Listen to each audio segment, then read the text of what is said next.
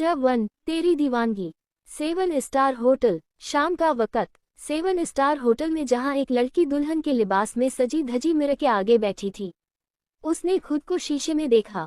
White wedding gown plus हाथों में gloves, लंबे काले बाल जिन्हें हाफ कल कर रखे थे, दूध सी रंगत और तारों सा दमकता बदन, हिरनी सी खूबसूरत आंखें जिनमें हीरे की मानिंद हरी पुटियां, उन आंखों में और रौनक बकशती वो घनी पलके, छोटी सी नाक, गुलाब की पंखुड़ियों जैसे नर्म नाजुक गुलाबी होंठ, सुराहीदार गले में पिंक रूबी पेंडेंट जो खुद भी बेहद नाजुक था।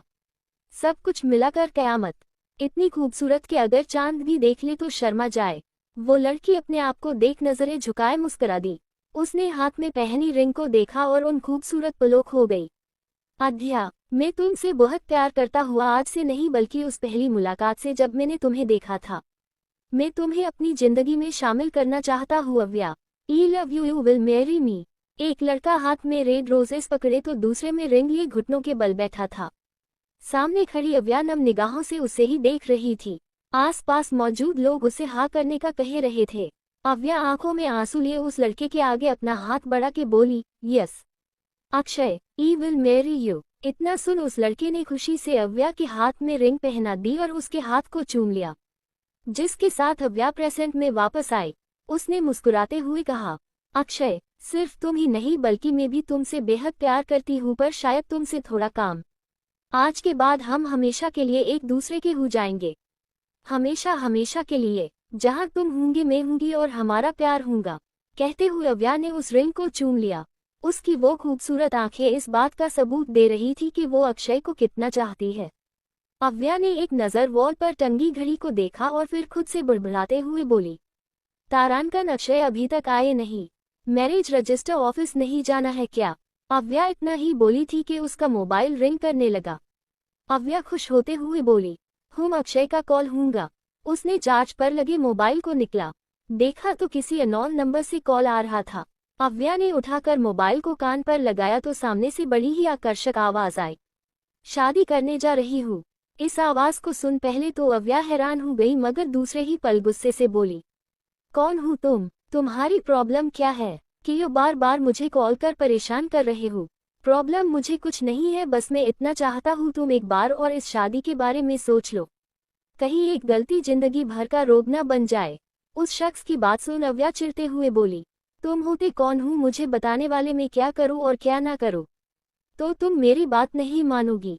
उस अनजान शख्स ने कहा तो अव्या तुरंत बोल पड़ी, मेरा जवाब वही रहेगा जो पहले था। मैं अक्षय से बहुत प्यार करती हूँ, इतना कि तुम सोच भी नहीं सकते। इसीलिए अब अपनी बकवास बंद करो और खबरदार जो दोबारा मुझे कॉल किया तो। अच्छा, जैसे ही कॉल कट करने को हुई वो शख्स हल्का सा हंसते हुए बोला, प्यार? ओह, तो आप उससे प्यार करती है? ठीक है, कुछ फोटोज सेंड कर रहा हूँ, जरा उस पे गौर फरमाइएगा। इतना बोल कॉल कट हो गया और अव्या बस हेलो हेलो करती ही रह गई। अव्या मन में इस कॉल के बारे में सोच ही रही थी कि उसके मोबाइल में कई सारे नोटिफिकेशन आए, जिन्हें अव्या देखने लगी। ये नोटिफिकेशन उन अनजान दोबारा भेजी गई फोटोज के थे।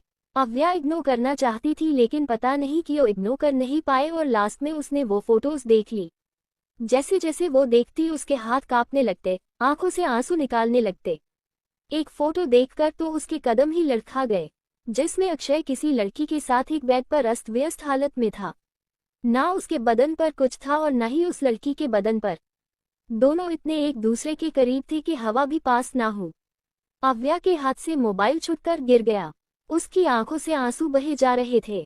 वो परेशान होकर खुद को ही डांट लगाते हुए बोली, ये नहीं हो सकता। मेरा अक्षय कभी मुझे चिट नहीं कर सकता, कभी नहीं। ये सब झूठ है। बाजार में ऐसे कई फोटोज मिलती है, जैसे एडिट कर एक को इंसान क्या से क्या बना देता है। अव्या अपने आंसुओं को साफ करती हुई आगे बोली, तारांकन अव्या, तुम अक्षय के ऊपर शक कर रही हो, अपने प्यार के ऊपर नहीं। तुम्हारा प्यार इतना भी कमजोर नहीं है जो किसी अनजान के कहने पर टूटकर बिखर जाए। अव्या खुद को समझा तो रही थी लेकिन दिल बार बार उन्हीं फोटोज पर जाकर रुक जाता। तभी मोबाइल एक बार फिर रिंग होने लगा। अव्या की कॉल उठाने की हिम्मत नहीं हो रही थी। बजते बजते मोबाइल बंद हो गया। दूसरी बार फिर बजा। इस बार अव्या ने कॉल उठा लिया तो सामने से वही अनजान शख्स बोला, फोटोज देखी? अव्या गुस्से से चीखते हुए, बंद करो अपना बेहुदा मजाक। ये झूठी मूठी तस्वीरें दिखाकर तुम मुझे बहका नहीं सकते, समझे? वो शख्स व्यंग भरी मुस्कान साथ बोला। वो फोटोज बिल्कुल ओरिजिनल है और तुम्हारे उस लव ईमेल अक्षय प्रताप के कमरे से ही ली गई है। अव्या ये सुन तो जैसे और सन हो गई। वो इतना चाह रही थी ये सब ना सोचे, लेकिन मन मान ही नहीं रहा था। अव्या अब बिल्कुल शांति से मगर बिना किसी एक्सप्रेशन के बोली, कौन हो तुम और ये सब क्यों कर रहे हो? इस सवाल को सुन ऑन कॉल जो शख्स था वो भी एकदम शांत हो गया। फिर बेहद ही ठंडी और आकर्षक आवाज में बोला, दीवाना, तुम्हारा दीवाना और तुम मेरी दीवानगी। इतना बोल वो चुप हो गया। अब हाल ये था कि ना अव्या कुछ कह रही थी और ना वो शख्स। अव्या अपनी उलझनों में थी तो वही वो शख्स खामोशी में भी अव्या के मन के उथल पुथल को महसूस कर रहा था। कुछ देर की खामोशी के बाद वो अनजान शख्स बड़ी ही संजीदगी से बोला, तारांकन अव्या, कुछ मत सोचो, बस मेरी एक बात मान लो। जब तक मेरा कॉल ना आए तुम अपने कमरे से बाहर मत निकलना और ना किसी को अपने कमरे में आने देना। अव्या जो कब से भूत बनी उसकी बातों को सुन रही थी, उसने गुस्से में आकर मोबाइल ड्रेसिंग टेबल पर दे मारा, जिससे शीश 1000 टुकड़ों में बट गया। अव्या चीखते हुए बोली, ऐसा नहीं हो सकता, अक्षय मुझे धोखा नहीं दे सकता, समझे तुम? अव्या धड़ाम से नीचे गिर गई। उसे ये बात एक्सेप्ट करना भी मुश्किल हो रहा था कि अक्षय उसे धोखा दे सकता है। अव्या रो रही थी, इस बात को वो दिमाग से निकालना भी चाहती थी, मगर अफसोस अक्षय उसे चिट कर रहा है ये निकल ही नहीं रहा था। अपने बहते आंसुओं को साफ करते हुए अव्या बोली, मुझे अब अक्षय से ही बात करनी होगी। अब वही इन फोटोज की सफाई देगा। हाँ वही आप सब एक्सप्लेन करेगा। अव्या खुद को संभालते हुए उठी, अपने मोबाइल को इधर उधर ढूंढने लगी, लेकिन याद आया उसने तो गुस्से में आकर मोबाइल को ही शीशे पर तोड़ दिया। अव्या अब लैंडलाइन के पास गई और किसी को कॉल करने लगी। कुछ रिंग के बाद ही कॉल रिसीव हुआ। इस वक्त अक्षय कहाँ है? अक्षय की पर्सनल असिस्टेंट चेक करती हुई बोली, मैम सर अभी होटल में नहीं है। उसकी घबराई हुई आवाज को सुन अव्या समझ गई वो झूठ बोल रही है, इसीलिए बिना कुछ कहे उसने कॉल कट कर दिया और अपने कदम कमरे की एग्जिट की ओर बढ़ा दिए। अव्या कमरे से निकलकर गलियारे में आ गई। इस बात को भूल करके उस अनजान शख्स ने उसे कमरे से बाहर निकलने से सख्त मना किया है।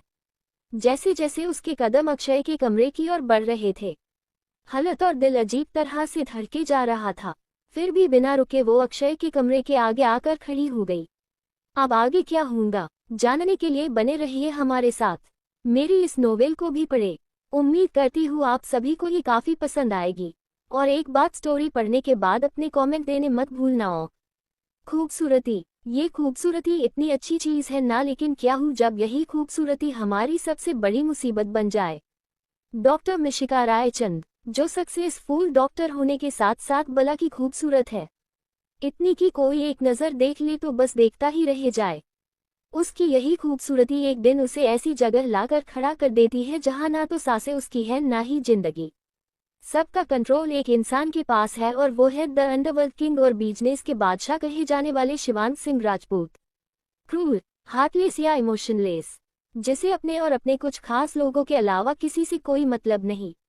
ऐसे एक दिन उसका दिल आ जाता है मासूम डॉक्टर मिशी पर, और कब वो उसका जुनून बन जाती है खुद शिव को भी नहीं पता।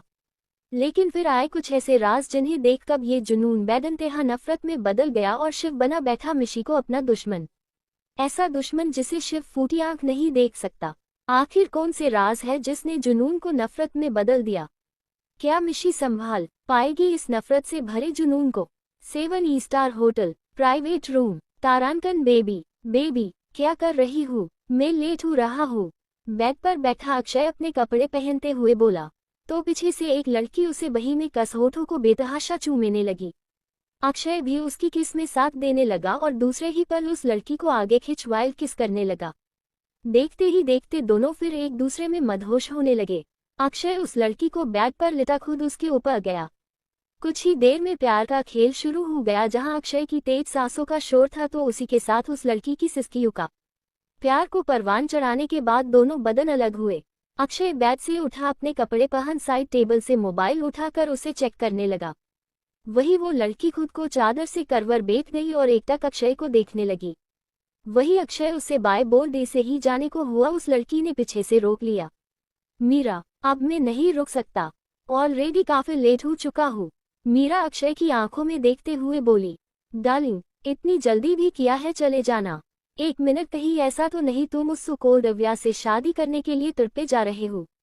मीरा नाराजगी से बोली, जिस पर अक्षय मुस्कुराते बोला, सही कहा तुमने बेबी, तड़प रहा हूँ लेकिन उससे शादी करने के लिए नहीं बल्कि उसकी करोड़ों की प्रॉपर्टी के लिए, जो शादी करते ही मेरी हो जाएगी।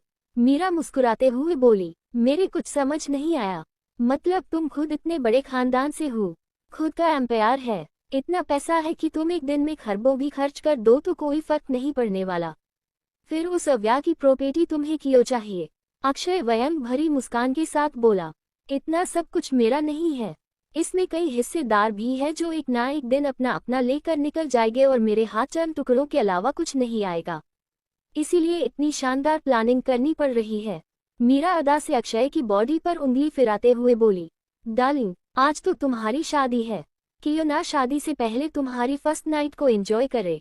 अक्षय उसके हाथ को पकड़ टेढ़ा मुस्कुराते हुए बोला, बाकी का किसी और दिन अभी जाना होगा, शादी करके अपनी मंजिल भी तो पानी है। मीरा अक्षय का मुस्कुराता हुआ चेहरा देख हल्के गुस्से में बोली, तुम्हें प्रॉपर्टी ही चाहिए तो तुम ऐसे भी तो उसे ले सकते हो, इसमें शादी करने की क्या जरूर है? अक्षय पास रखे टेबल से वाइन उठाकर उसे पीते हुए बोला, तारांकन बेबी, ऐसा हो जाता अगर वो कैलाश दीवान चालाकी ना करता, साला मरने से पहले अपनी कुल संपत्ति उस अव्या के नाम कर गया। अगर मुझे मालूम होता ना वो ऐसा कुछ करने वाला है तो माँ कसम सीढ़ियों से नहीं सीधा बम से उड़ा देता उसे। मीरा ये सुन हैरानी से बोली, मिस्टर दीवान को तुमने मारा है? अक्षय टेढ़ा मुस्कुराते हुए बोला, हाँ, बेचारे को मैंने मारा है। वैसे प्लान तो नहीं था लेकिन उसे मुझ पर शक हो गया था इसलिए रास्ते से हटाना पड़ा। कुछ नहीं आएगा, इसीलिए इतनी शानदार प्लानिंग करनी पड़ रही है। मीरा अदा से अक्षय की बॉडी पर उंगली फिराते हुए बोली, डार्लिंग, आज तो तुम्हारी शादी है, क्यों ना शादी से पहले तुम्हारी फर्स्ट नाइट को एंजॉय करे। अक्षय उसके हाथ को पकड़ टेढ़ा मुस्कुराते हुए बोला, बाकी का किसी और दिन अभी जाना होगा, शादी करके अपनी मंजिल भी तो पानी है। मीरा अक्षय का मुस्कुराता हुआ चेहरा देख हल्के गुस्से में बोली, तुम्हें प्रॉपर्टी ही चाहिए तो तुम ऐसे भी तो उसे ले सकते हो, इसमें शादी करने की क्या जरूर है? अक्षय पास रखे टेबल से वाइन उठाकर उसे पीते हुए बोला, तारांकन बेबी, ऐसा हो जाता अगर वो कैलाश दीवान चालाकी ना करता, साला मरने से पहले अपनी कुल संपत्ति उस अव्या के नाम कर गया। अगर मुझे मालूम होता ना वो ऐसा कुछ करने वाला है तो माँ कसम सीढ़ियों से नहीं सीधा बम से उड़ा देता उसे। मीरा ये सुन हैरानी से बोली, मिस्टर दीवान को तुमने मारा है? अक्षय टेढ़ा मुस्कुराते हुए बोला, हाँ, बेचारे को मैंने मारा है। वैसे प्लान तो नहीं था लेकिन उसे मुझ पर शक हो गया था इसलिए रास्ते से हटाना पड़ा। यहाँ ये दोनों बातों में लगे थे कि तभी कोई चीज गिरने की आवाज आई, जिससे दोनों का ध्यान डोर की ओर गया, जहाँ अध्या लाल आंखों से उन्हें ही घूर रही थी। अपने डेट के कातिल को देख उसके कदम डगमगा गए, जिस कारण टेबल पर रखा वास गिरकर चकनाचूर हो गया। अपने सामने अव्या को देख अक्षय और मीरा एकदम हैरान थे। उन्हें डर था कहीं अव्या ने सब कुछ सुन तो नहीं लिया। अक्षय झट से अव्या के पास आया और अपनी सफाई पेश करते हुए बोला, तारांकन अवु मैं जो तुम मैं सा। अक्षय इतना ही बोल पाया था कि एक जोरदार थप्पड़ की आवाज पूरे कमरे में गूंज गई। मीरा ने अपने मुंह पर हाथ रख लिया तो वही अक्षय गल पर हाथ रखे अव्या को देखने लगा, जो गुस्से से लाल हुई अक्षय को कॉलर से पकड़ झिंझुरते हुए बोली, यू बास्टर्ड, तुमने मेरे डेट को इतनी बेरहमी से मार डाला। क्या बिगाड़ा था उन्होंने तुम्हारा? कितना भरोसा करते थे वो तुम पर, उनके भरोसे का तुमने ये सिला दिया। इतना बोल अव्या ने अक्षय को चक्का दे दिया, जिससे अक्षय गिर पड़ा। मीरा दौड़ के अक्षय के पास आई, उसे उठाते हुए चिल्लाकर अव्या से बोली, तुम्हारी हिम्मत कैसे हुई मेरे अक्षय को धक्का देने की? अव्या जलती हुई निगाह मीरा पर डालते हुए अपने आंसुओं को पोंछते हुए बोली, मेरे डेट की मौत का बदला तो मैं तुमसे लेकर रहूंगी अक्षय खन्ना। तुम्हें तिलके के लिए ना तरसा दिया तो मेरा नाम भी अव्या दीवान नहीं। Just wait and watch. उद्धरण चिन्ह। अव्या जाने को हुई लेकिन तुरंत अक्षय एक्शन में आया और अव्या का हाथ पकड़ उसे दीवार से सटाकर बेचारी की गर्दन दबोच ली। अव्या छटपटाने लगी तो वही अक्षय दांत पिसते हुए बोला, तू तो सोने की चिड़िया है मेरी आवो, मैं इतनी आसानी से तुझे मेरा बना बनाया प्लान खराब करने नहीं दे सकता। अव्या की आंखों से आंसू निकलने लगे। वो अब अपनी किस्मत को कोस रही थी। आखिर जिसके लिए वो पूरी दुनिया, यहाँ तक अपने पेरेंट्स से लड़ी, आज वही उसकी पिट पर छुरा घोंप रहा है। अव्या घुटी घुटी सांसें लेने लगी। अक्षय ने उसे पकड़ ही कुछ हिस्सा रखा था। अक्षय मीरा की ओर देखते हुए बोला, तारांकन डार्लिंग जरा वो रस्सी पास करना, चिड़िया के पर कुछ ज्यादा ही फाड़फड़ा रहे हैं। मीरा ने मुस्कुराते हुए रस्सी पास की। अक्षय ने अव्या के हाथों को बांध दिया और मुंह पर रुमाल ठूस दिया, जिससे अव्या कुछ बोल नहीं पा रही थी। अक्षय उठा और अपने असिस्टेंट से मैरिज पेपर्स लाने कहा। कुछ देर में अक्षय के हाथ में मैरिज पेपर्स थे, जिन्हें लेकर वो अव्या के पास आया। आवो, चलो इन पर अपनी सिग्नेचर कर दो, जिसके बाद हमारी वेडिंग हो जाएगी और तुम्हारा शादी करने का सपना भी। चलो जल्दी। उद्धरण चिन्ह। अव्या गुस्से से कुछ बोलने की कोशिश कर रही थी, लेकिन रुमाल मुंह में होने के कारण बोल नहीं पा रही थी। अक्षय ने उसके मुंह को आजाद किया तो अव्या भारी गले से बोली, अक्षय क्यों कर रहे हो तुम ऐसा? प्लीज ऐसा मत करो, हम दोनों तो एक दूसरे से प्यार करते थे ना। उद्धरण चिन्ह। उसके प्यार वाली बात को सुन मीरा की मुठ्ठियां कस गई तो वही अक्षय अव्या की बातों को इग्नोर करते हुए बोला, स्वीट हॉट टाइम वेस्ट मत करो और जल्दी से सिग्नेचर करो। अव्या ना में सिर हिलाते हुए बोली, नहीं मैं अब तुमसे कोई शादी नहीं करूंगी। ये सुन अक्षय जोर से हंसते हुए बोला, अब मर्जी तुम्हारी नहीं है स्वीट हॉट, शादी तो तुम्हें करनी पड़ेगी वरना मैं तुम्हारी उस विधवा माँ को उसके पति के पास भेज दूंगा। तुम चाहती हो ऐसा? अव्या ना में सिर हिलाते हुए रोते हुए बोली, नहीं नहीं अक्षय तुम ऐसा कुछ नहीं करोगे, प्लीज। मैं ऐसा करूंगा अगर तुमने मेरी बात नहीं मानी तो। अगर अपनी माँ को जिंदा देखना है तो चुपचाप जो बोल रहा है वो करो, नहीं तो मैं। उद्धरण चिन्ह। मैं करूंगी, पर तुम मेरी मम्मा को कुछ नहीं करोगे, प्लीज। अक्षय अव्या के फेस को सहलाते हुए बोला, गुड डिसीजन। उसने अव्या का एक हाथ खोला जिससे अव्या ने मैरिज पेपर्स पर सिग्नेचर कर दिया। उसी के साथ अक्षय ने भी। यूं तो एक पेपर पर सिग्नेचर करने से शादी हो गई थी, लेकिन अव्या के दिल से पूछो जो खुशी, जो उत्साह कुछ घंटों पहले था वो अब कहीं खोसा गया। वो बस रोया जा रही थी। अक्षय एक बार फिर उसे बांध दिया और मुंह में रुमाल घुसा दिया।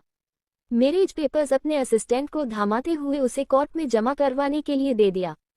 अक्षय कमरे में वापस आया ही था कि पीछे से मीरा उसे बाहों में भरती हुई बोली, डार्लिंग जीत मुबारक हो। अक्षय उसे आगे की ओर खींचते हुए बोला, तुम्हें भी बेबी। मीरा एक नजर अव्या को देखती है जो आंखों में आंसू लिए उन दोनों को ही देख रही थी।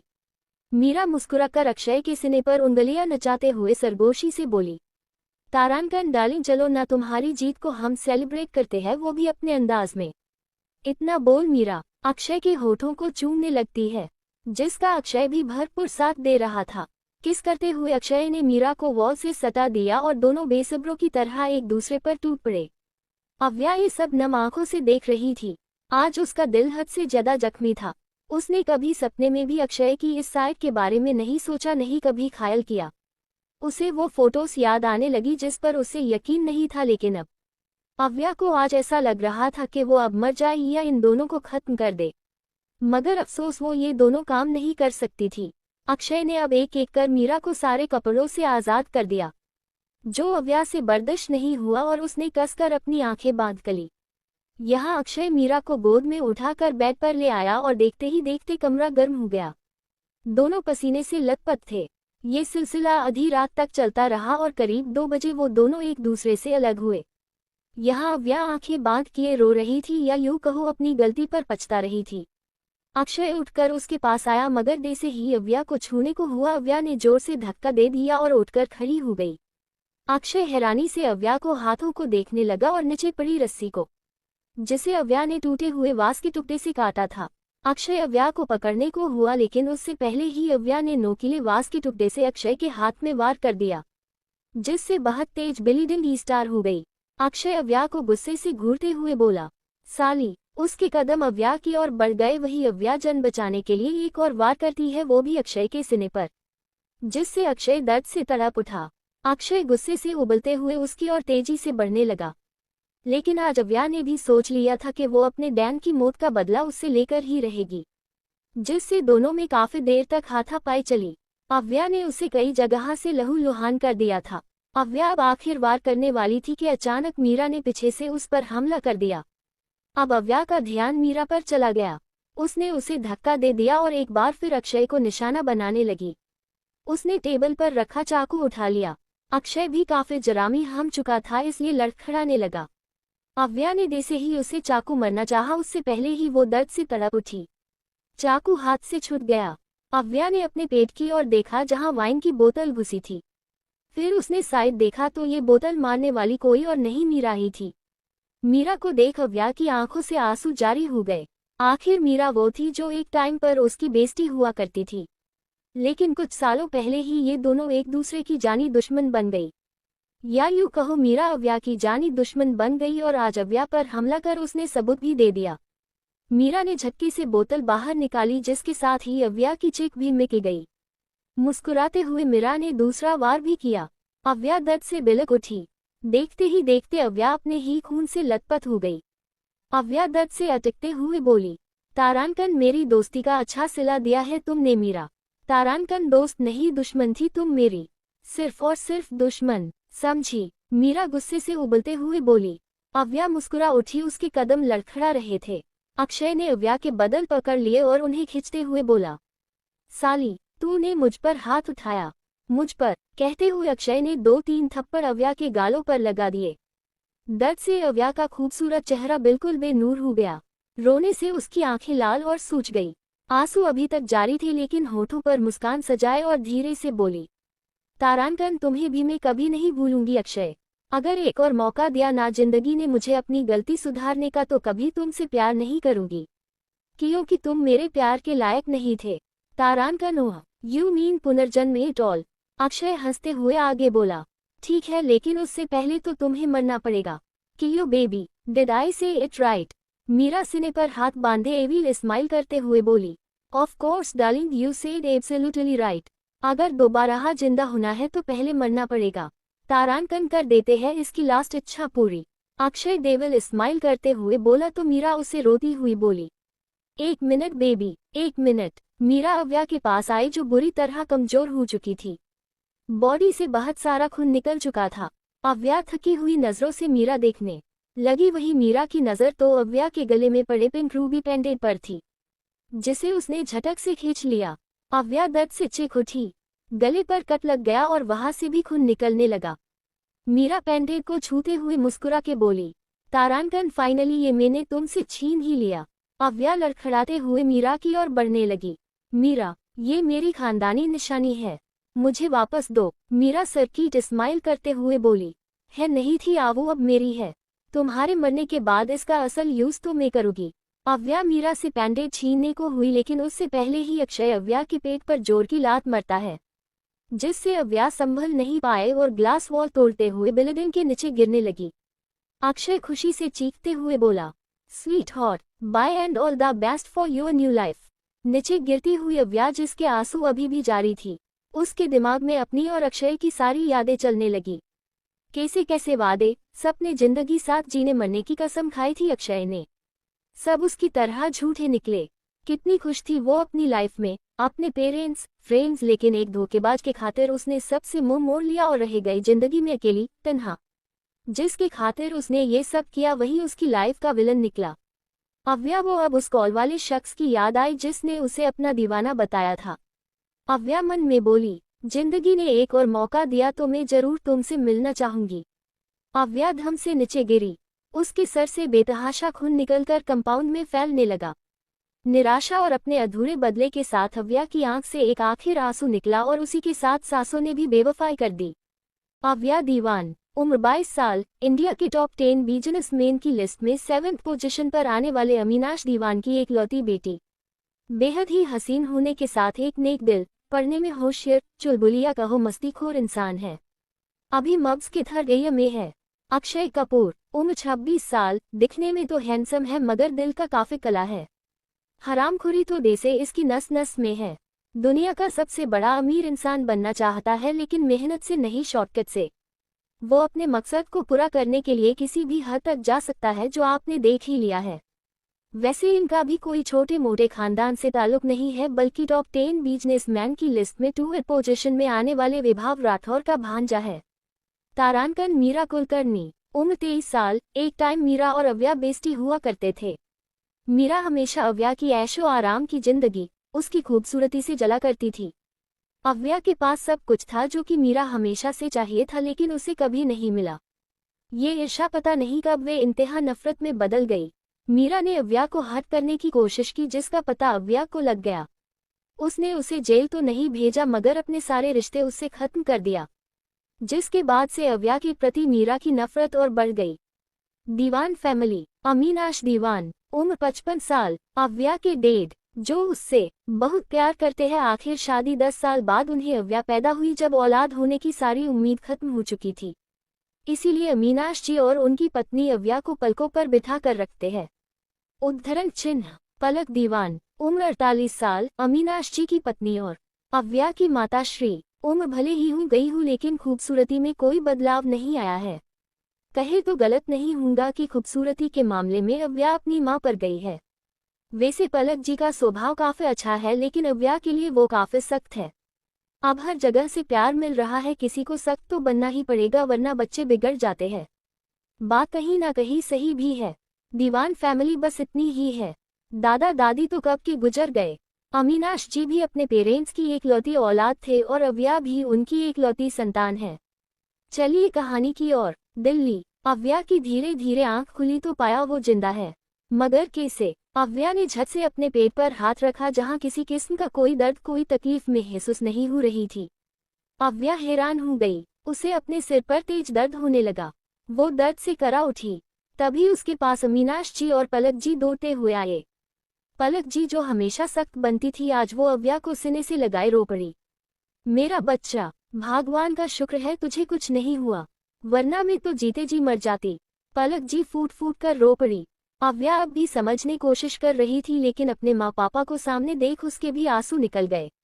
उसने भी झट से पलक जी को जकड़ लिया और रो पड़ी। अमीनाश जी बस खड़े नम आंखों से उन्हें ही देख रहे थे। तभी अव्या की नजर अपने डेड की ओर जो साइड खड़े थे। उन्हें देख अव्या ने अपनी बाहें फैला दी जिससे अमीनाश जी से झट से उसके गले लग गए। अव्या का रोना और भी तेज हो गया।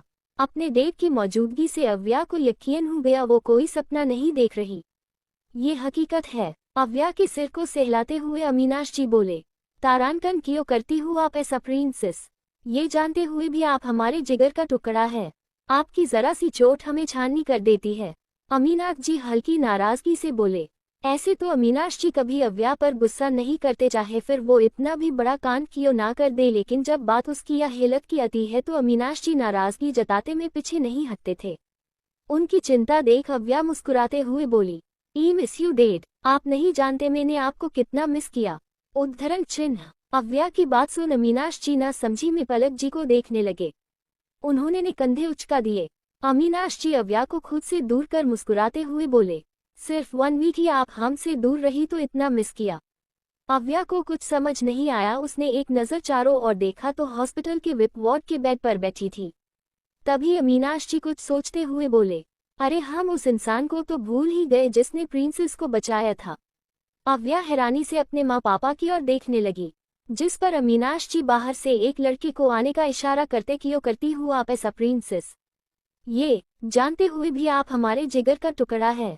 आपकी जरा सी चोट हमें छाननी कर देती है। अमीनाश जी हल्की नाराजगी से बोले। ऐसे तो अमीनाश जी कभी अव्या पर गुस्सा नहीं करते, चाहे फिर वो इतना भी बड़ा कांड क्यों ना कर दे, लेकिन जब बात उसकी या हेलत की आती है तो अमीनाश जी नाराजगी जताते में पीछे नहीं हटते थे। उनकी चिंता देख अव्या मुस्कुराते हुए बोली, ई मिस यू डैड, आप नहीं जानते मैंने आपको कितना मिस किया। उद्धरण चिन्ह। अव्या की बात सुन अमीनाश जी ना समझी में पलक जी को देखने लगे। उन्होंने ने कंधे उचका दिए। अमीनाश जी अव्या को खुद से दूर कर मुस्कुराते हुए बोले, सिर्फ 1 वीक ही आप हमसे दूर रही तो इतना मिस किया। अव्या को कुछ समझ नहीं आया। उसने एक नज़र चारों ओर देखा तो हॉस्पिटल के विप वार्ड के बेड पर बैठी थी। तभी अमीनाश जी कुछ सोचते हुए बोले, अरे हम उस इंसान को तो भूल ही गए जिसने प्रिंसेस को बचाया था। अव्या हैरानी से अपने माँ पापा की ओर देखने लगी, जिस पर अमीनाश जी बाहर से एक लड़के को आने का इशारा करते हैं। वो लड़का जैसे ही अंदर आया अव्या के होश उड़ गए, मगर अगले ही पल आंखों में नमी संग दर्द भी उमड़ आया। अमीनाश जी उस लड़के से अव्या को मिलवाते हुए बोले, तारांकन प्रिंसेस से मिलो, ये है अक्षय कपूर, इन्होंने आपको हॉस्पिटल पहुंचाया था। अक्षय को देख उसके सारे जख्म ताज़ा हो गए। दिल में टीस सी लगी। अक्षय ने मुस्कुराते हुए अव्या से उसका हाल पूछा, मगर अव्या तो बस एकटक अक्षय को घूर रही थी। उसकी आंखें दबाने लगी। अक्षय अपने सवाल के जवाब का इंतजार करने लगा। वही अब अमीनाश जी और पलक जी भी अव्या के बिहेवियर को समझने की कोशिश करने लगे। अव्या अपना सिर पकड़ते हुए बोली, मम्मा, हमारे सिर में दर्द हो रहा है। पलक जी तुरंत अव्या के बगल में बैठते हुए बोली, बेटा सिर में चोट लगी है, तुम लेट जाऊं। अमीनाश आप डॉक्टर को बुलाइए। अमीनाश जी डॉक्टर को बुलाने चले गए। यहाँ अक्षय अब पूरी तरह इग्नोर हो चुका था, जिससे उसने मुठिया कस ली और बिना कुछ बोले वार्ड से बाहर आ गया। कुछ देर बाद अमीनाश जी और पलक जी अक्षय के साथ बाहर खड़े थे। पलक जी हाथ जोड़ते हुए बोली, थैंक यू बेटा, हमारी जिंदगी हमें वापस लौटाने के लिए। तुम नहीं जानते तुमने कितना बड़ा एहसान किया है हम पर। तारांकन, हाँ बेटा, अगर आज तुम वक्त पर हमारी बेटी को हॉस्पिटल ना लाते थी शायद डॉक्टर भी कुछ ना कर पाते। अक्षय पलक जी के हाथों को नीचे करते हुए बोला, अंकल आंटी आप ये कैसी बातें कर रहे हैं। जीवन लेना या देना उस भगवान के हाथों में होता है, न कि हम जैसे छोटे मोटे इंसानों के हाथ में। वैसे भी इंसान का ही काम होता है दूसरे इंसान की मदद करना। फिर तो ये एक्सीडेंट मेरे सामने हुआ था तो क्यों ना हेल्प करता। अब आप बार बार थैंक यू बोल मुझे शर्मिंदा मत कीजिए, अक्षय ने बड़ी ही नम्रता से कहा तो पलक जी प्यार से उसके सिर पर हाथ रखती हुई बोली, इतने अच्छे संस्कार है तुम्हारे बेटा, भगवान तुम्हें हमेशा खुश रखे। वार्ड के अंदर अव्या वॉशरूम में आईने के आगे खड़ी खुद को देख रही थी। उसके सिर पर पट्टी बंधी थी, हाथों में कुछ कुछ जगह बैंडेज। अव्या ने अपने आप को देखा और सारी कड़ियों को जोड़ने लगी। तब उसे समझ आया कि वो लाइफ में 3 साल पहले आ चुकी है, जब लखनऊ से दिल्ली आते वक्त उसका कार एक्सीडेंट हुआ था और उसकी जान अक्षय ने बचाई थी। सब कुछ सोच अव्या सुबह उठी। उसने वॉश बेसिन पर अपनी पकड़ कस दी, टैप चालू कर दिया जिससे उसकी सिसकियों की आवाज बाहर ना जा पाए। अव्या जोर जोर से रोने लगी। आखिर आज ही के दिन से तो उसकी बर्बादी की कहानी अक्षय ने रचाई थी, जिसने दीमक की तरह उसका सब कुछ खत्म कर दिया था। लास्ट में उसे भी खत्म कर दिया। उन सारे पलों को याद कर अव्या को दिल में दर्द सा महसूस हुआ। आखिर जिंदगी के 3 साल उसने ऐसे धोखेबाज के पीछे गवा दिए थे, जिसने उसका सब कुछ छीन लिया, घर, पैसे, प्रॉपर्टी, बिजनेस, फैमिली, यहाँ तक उसकी सासें भी। अव्या को अपनी नादानी पर गुस्सा भी आ रहा था और खुद पर तरस भी। कुछ देर बाद अव्या खुद को देखते हुए आंसू पोंछकर बोली, कैसे हुआ क्यों हुआ, चाहे जो भी हो लेकिन इस बार मैं किसी को अपनी जिंदगी के साथ खेलने नहीं दूंगी। तुम अपने मकसद में कभी कामयाब नहीं हो पाओगे अक्षय कपूर, कभी नहीं। उद्धरण चिन्ह। अव्या ने सोच लिया था कि वो कभी अक्षय को अपनी लाइफ में एंट्री नहीं देगी और नहीं ऐसा कोई काम करेगी जिससे उसकी दूसरी जिंदगी में भी कोई प्रॉब्लम हो। अब वो किसी को खोना नहीं चाहती थी। अव्या की नज़र अपने गले में पड़े उसी पिंक रूबी पेंडेंट पर गई, जिसे देख उसकी खुशी का कोई ठिकाना ही नहीं रहा। अव्या पेंडेंट को चूमते हुए बोली, दादी माँ, आपकी दी निशानी में कभी खुद से दूर नहीं करूंगी। कहते हुए अव्या की आंखें छालिक पड़ी। हॉस्पिटल के बाहर पार्किंग एरिया। अक्षय गुस्से में किसी से कॉल पर बात कर रहा था। तुमने जो कहा था वैसा ही किया, लेकिन उसे देख तो बिल्कुल नहीं लगता वो मुझ में कुछ इंटरेस्ट है। तारांकन, ओ बेबी, पहली ही मुलाकात थी, अभी ना सही तो 2 से 3 मुलाकात और सही। वैसे भी उसे बेवकूफ बनाना कौन सा मुश्किल काम है। अक्षय मुस्कुराते हुए बोला, हम ठीक तो तुम कह रही हो, काफी मौके मिलेंगे इस सोने की चिड़िया को फंसाने में। उद्धरण चिन्ह। फिर थोड़ा शरारत से आगे बोला, बेबी क्यों ना आज थोड़ा मूड बनाया जाए, काफी दिन हो गए हैं तुम्हारे साथ वर्कआउट नहीं हुआ। सामने वाली लड़की भी मचल गई। तो ठीक है, आ जाना फिर अपने पुराने ठिकाने पर, तुम्हें जन्नत की सैर कराते हैं। अक्षय टेढ़ा मुस्कुराते हुए बोला, मैं आ रहा हूँ baby, be ready. Farm house एक कमरे में, घर के फर्स्ट फ्लोर का एक कमरा, जहाँ एक लड़का एक लड़की के होंठ को बेतहाशा चूमे रहा था। वो लड़की भी उसका साथ दे रही थी। दोनों उस जिस्म के खेल में शामिल थे। उस लड़की की कामुक सिसकियां माहौल गर्म कर रही थी, जिसके साथ वो लड़का भी अपनी रफ्तार दुगनी किए जा रहा था। कुछ घंटों बाद दोनों चित होकर लेट गए। लड़की अपना सर लड़के के सीने पर रख लेती है। तारांकन, तुम तो दिन प्रतिदिन बहुत रोमांटिक होते जा रहे हो। खुश कर दिया तुमने तो डार्लिंग, खुश करने वाला काम तो तुमने किया है बेबी मेरे प्लेन में मेरा साथ देने के लिए। अगर तुम साथ ना होती तो शायद मैं इतनी जल्दी उस अव्या दीवान तक ना पहुंच पाता। ये लड़का अक्षय और उसके साथ मीरा थी। मीरा अक्षय की आंखों में देखते हुए बोली, मैं तुमसे प्यार करती हूँ अक्षय, तुम्हारे लिए कुछ भी कर सकती हूँ। फिर वो अव्या क्या चीज है? अक्षय मुस्कुराते हुए बोला, जहाँ तक मैं जानता हूँ तुम दोनों तो बेस्ट फ्रेंड थी ना, फिर अपनी बेस्ट फ्रेंड को धोखा देकर मेरी हेल्प करना, अक्षय इतना ही बोल पाया था कि मीरा गुस्से से लाल हो गई और सख्त आवाज में बोली, कोई बेस्ट फ्रेंड नहीं है, वो मेरी है तो सिर्फ दुश्मन, जिसे मैं बर्बाद होता देखना चाहती हूँ। अक्षय उसे शांत करवाते हुए बोला, काम डाउन बेबी, रिलैक्स, तुम्हारा सपना बहुत जल्द पूरा होगा। मगर जो भी हूँ दीवान की बेटी बहुत सख्त है। साली ने कोई भाव ही नहीं दिया। अक्षय सामने सीलिंग को घूरता हुआ बोलता है। मीरा उसे घूरते हुए बोली, तुम्हें उसकी अटेंशन चाहिए थी। मीरा के बदलते तेवर देख अक्षय डेविल स्माइल करते हुए बोला, चाहिए तो सही, आखिर अपने प्लेन को जो पूरा करना है मेरी जान, और अपने प्लेन को पूरा करने के लिए मैं किसी भी हद तक जा सकता हूँ। फिर वो दीवान की बेटी क्या और उसका अटेंशन क्या? तारांकन पर लगता है तुम्हें जलन हो रही है। अक्षय आगे बोला, जिस पर मीरा पीछे से उसकी गर्दन को पकड़ते गए बोली, हाँ हो रही है क्योंकि तुम मेरे सामने मेरी दोस्त कम दुश्मन की कुछ ज्यादा बातें कर रहे हो। अक्षय ने मीरा के बाल पकड़ लिए और उसे खुद नीचे लाते हुए बोला, चलो फिर अब आपकी बातें कर लेते हैं। इतना बोल उसने अपने होंठ मीरा के होठों पर रख दिए और डिफली किस करने लगा। रात भर ये सिलसिला चलता रहा। अगले दिन दीवान हाउस, डाइनिंग टेबल। अव्या को हॉस्पिटल से डिस्चार्ज मिल चुका था। वो अब अपने मोम डैड के साथ नाश्ते के लिए बैठी थी। सभी चुपचाप नाश्ता कर रहे थे। उसे इतना चुप देख पलक जी परेशान होकर अमीनाश जी की ओर देखने लगी। आखिर लाइफ में पहली बार उन दोनों ने अव्या को इतना चुप चुप देखा था, वरना वो घर में हूँ इस तरह की शांति पसरी रहे इम्पॉसिबल। पलक जी को इतना परेशान देख अमीनाश जी उन्हें आंखों से ही शांत रहने का इशारा करते हैं। तारांकन प्रिंसेस एवरीथिंग इज ओके।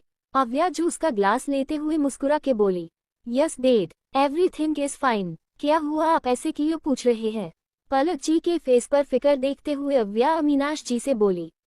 तो अमीनाश जी उसे एक चम्मच पोहा खिलाते हुए बोले, कुछ नहीं, बस आपकी मम्मा से इतनी शांति बर्दाश्त नहीं हो रही थी। सिर्फ इसीलिए अव्या को एहसास हुआ कि उसकी खामोशी उसकी फैमिली को इतना परेशान कर रही है, क्योंकि अव्या की ऐसी साइलेंट पर्सनैलिटी तो कभी थी ही नहीं। वो तो हमेशा उछलती कूदती हंसती गाती लाइफ को एकदम खुलकर जीने वाली लड़की थी, लेकिन अक्षय के आते ही उसने खुद को एकदम बदल लिया। आखिर उसे अव्या की ऐसी अदातें बिल्कुल पसंद नहीं थी। दीवान हाउस, डाइनिंग एरिया। अव्या मुस्कुराते हुए पलक जी से बोली, होम डैड, हमें भी लगता है आज घर में बहुत शांति है। मतलब होम मिस्टर भी बड़ी चुप चुप सी है। अव्या ने अमीनाश जी से कहते हुए एक आंखें दबा दी। तो वही पलक जी अव्या की बातों का इशारा समझते हुए बोली, क्या मतलब है आपका? क्या हम सारा दिन बेबजाय बजते हैं? फिर नाराजगी से एप्पल कट करते हुए आगे बोली, सही है, हम ही दिन भर पगली की तरह बड़ करते रहते थे। आप तो कुछ करती नहीं है। अव्या मचलते हुए, मम्मा अब हमने क्या किया जो आप हम पर इस तरह से गुस्सा कर रही है? पलक जी आंखें दिखाते हुए बोली, क्या किया ये आप हमसे पूछ रही है? लखनऊ से सारी कॉम्प्लेक्स आई है आपकी।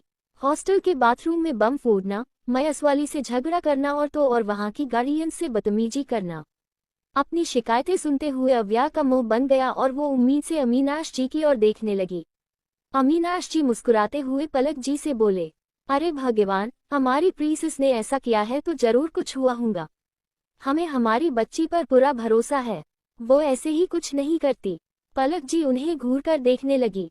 तभी अव्या उनकी हाँ में हाँ मिलाते हुए बोली, एग्जैक्टली डैड, पहले उन लोगों ने हमें छेड़ा था।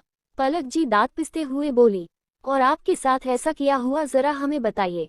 हम भी तो जाने कौन सा कारण था जिसके चलते आपने ये सब किया। एक लड़की हमें नीचा दिखाने की कोशिश कर रही थी, हमने इग्नोर किया, मगर वो तब भी शांत नहीं हुई और हमारे बॉडी वॉश में रेडी चिली पाउडर मिला दिया। वो तो अच्छा था इसकी खबर हमें लग चुकी थी, वरना जो हमारा हॉल होता हम बता नहीं सकते, इसीलिए हमने बाथरूम में बम फोड़ दिया। अव्या रुकी और फिर गहरी सांस भरते हुए आगे बोली, उस लड़की ने जाकर मोर्डेंट को बताया। हमने अपनी सफाई दी, लेकिन मोर्डेंट बस उस लड़की का ही साथ दे रही थी, इसीलिए हमने गुस्से में आकर उस मोर्डेंट को भी खूब सुना दिया। ये सुन पलक जी गुस्से से बोली, तो आप इसकी शिकायत हमसे करती? हम कुछ करते, खुद से ही इतना सब कुछ करने की क्या जरूरत थी? तारांकन आपसे बताते और आप प्रिंसिपल से कहती। प्रिंसिपल उस लड़की और मोर्डेंट को बस कुछ दिन के लिए रेस्टिगेट करती, जिसके बाद भी वही करती और शायद हमें कमजोर मानकर इससे भी कुछ बड़ा करती जो हमसे बर्दाश्त नहीं होता। बस इसीलिए खुद से सब अपने हिसाब से कर दिया। अव्या अपना नशता करने लगी। तो वही उसकी बातों को सुन जहां अविनाश जी सरहन कर रहे थे तो पलक जी कुछ शांत थी। वो भी समझ रही थी कि जो भी उन लोगों ने किया ठीक नहीं था। एक बार फिर सभी टेबल पर शांति पसर गई। तीनों लोग अपना अपना खाना खा रहे थे। अव्या कुछ सोचते हुए अविनाश जी से बोली, तारांकन डेड, आपसे कुछ कहना था। अविनाश जी बोलने का इशारा करते हैं तो अव्या जूस के ग्लास को घुमाते हुए बोली, हम मेडिकल ड्रॉप कर रहे हैं और अपना फैमिली बिजनेस ज्वाइन करना चाहते हैं। ये सुन अविनाश जी, पलक जी दोनों ही हैरान हो गए। पलक जी कंफ्यूजन से बोली, लेकिन इतना बड़ा फैसला आप अचानक क्यों ले रही है? पलक जी जानती है एक डॉक्टर बनने के लिए उनकी बेटी कैसे दिन रात मेहनत करती है। जहां हर अमीर बाप की औलाद पैसों के दम पर या ऊंची पहचान के जरिए बड़े बड़े कॉलेजेस में एडमिशन लेती है, वही उनकी बेटी ने अपने दम पर इतने बड़े कॉलेज में सीट हासिल की है। फिर यूं अचानक क्यों वो छोड़ना चाहती है? ऐसे ही सवाल पलक जी के दिमाग में घूम रहे थे। वही अविनाश जी भी संजीदगी से बोले, तारांकन, हाँ प्रिंसेस, आप ऐसा क्यों कर रही है? इतने अच्छे ग्रेड से आपने अपना फर्स्ट सेमेस्टर कंप्लीट किया, फिर बीच में तारांकन कॉलेज में कोई परेशानी है या फिर कुछ और बात है? पलक जी एकदम सीरियस लुक में बोली, जिस पर अव्या मुस्कुराते हुए बोली, ऐसा कुछ नहीं है मोम डेड, सब कुछ ठीक है। जब हमारा खुद का इतना बड़ा एम्पायर है तो मेरी जिम्मेदारी है उसे संभालना। मुझे भी अपने डेड के उनके बिजनेस में सहारा बनना है, बस इसीलिए ये फैसला लिया। एंड डोंट वरी, काफी सोच समझ कर ये फैसला हमने लिया है। इतना बोल अव्या अविनाश जी की ओर देख आगे बोली, डेड, आपको हमारे लिए फैसले से कोई प्रॉब्लम तो नहीं? अविनाश जी मुस्कुराते हुए बोले, हमें हमारी प्रिंसेस और उनके लिए गए हर एक फैसले पर यकीन है। आप जब चाहे ऑफिस ज्वाइन कर सकती है। हम आज कॉलेज ट्रांसफर की सारी फॉर्मेलिटी कंप्लीट कर लेते हैं, फिर कल से ऑफिस ज्वाइन कर लेंगे। इतना बोल अव्या वहां से उठकर अपने कमरे में चली गई। पलक जी चिंता से बोली, ये लड़की क्या करना चाहती हमारे कुछ समझ नहीं आ रहा। इतनी मेहनत के बाद मेडिकल ड्रॉप कर वो अब फिर से जीरो से शुरुआत करना चाहती है। फिर अविनाश जी की ओर देखते हुए, और आप भी उसे समझाने के बजाय उल्टा साथ दे रहे हैं। अविनाश जी पलक जी के हाथ पर अपना हाथ रखते हुए मुस्कुरा के बोले, अव्या दीवान हमारी बेटी है, पलक और अविनाश दीवान की। हमें पूरा यकीन है इतने बड़े फैसले के पीछे जरूर कोई बड़ी वजह होगी। आप फिक्र मत कीजिए, वो जैसा चाहती है करने दीजिए। अविनाश जी खुशी से जूस पीते हुए, हमारी प्रिंसेस के एक फैसले ने हमारी सारी टेंशन यूं खत्म कर दी। रातों दिन हमें चिंता सताती रहती थी कि हमारे बाद हमारे इतने बड़े एम्पायर को कौन संभालेगा, लेकिन अब उसे संभालने के लिए हमारी बेटी तैयार हो गई है। अविनाश जी खुशी देख पलक जी भी मुस्कुरा दी। आखिर वो भी इस बात से वाकिफ थी। अविनाश जी उठे और पलक जी के फोरहेड पर किस करते हुए बोले, तारांकन, अब हम चलते हैं। आज बहुत जरूरी डील होने वाली है, जो हमारी इंडस्ट्री को 7 पोजीशन से इनकरेज कर देंगी। तारांकन, ये डील आपको जरूर मिलेगी। उद्धरण चिन्ह। पलक जी मुस्कुराते हुए कहा और फिर अविनाश जी निकल गए। Indira Gandhi international airport, Delhi. दोपहर का वक्त। आसमान से उतरते हुए एक जेट रनवे पर आकर रुका, जिसके लैंड होते ही एक साथ कई काले कपड़े पहने आदमी हाथों में गन्स लिए निकले और पूरे एयरपोर्ट में काली चींटियों की तरह फैल गए। कुछ जेट को घेर कर खड़े हो गए। उन आदमियों के बाद एक और शख्स निकला। Grey 3 piece, muscular body, perfect नेम नक्श। उसने पहले सारी सुरक्षा देखी और फिर कान में लगे ब्लूटूथ के जरिए बोला, बॉस आ रहे हैं, बी अलर्ट। फिर उसने अंदर कुछ इशारा किया जिससे किसी के चमचमाते जूतों ने अपने दर्शन दिए। उस शख्स के आने की खबर मिलते ही सारे गार्ड्स गन लोड किए खड़े हो गए। एक हसीन चेहरा अपने सूट को ठीक करते हुए बाहर निकला।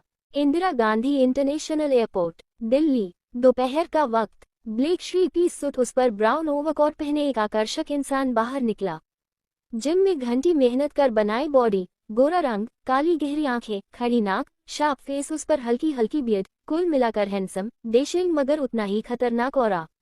उसने एक नज़र पूरे एयरपोर्ट पर घुमाई फिर आगे कदम बढ़ा दिए। उसी के पीछे सारे गार्ड्स चल दिए। एग्जिट एरिया में आते ही लोग मुंह खोले उसे देखने लगे। आखिर बंदा था भी तो देखने वाला है, फिर कोई क्यों ही ना देखे। मगर वो शख्स सभी को इग्नोर कर अपनी कार की ओर चला गया।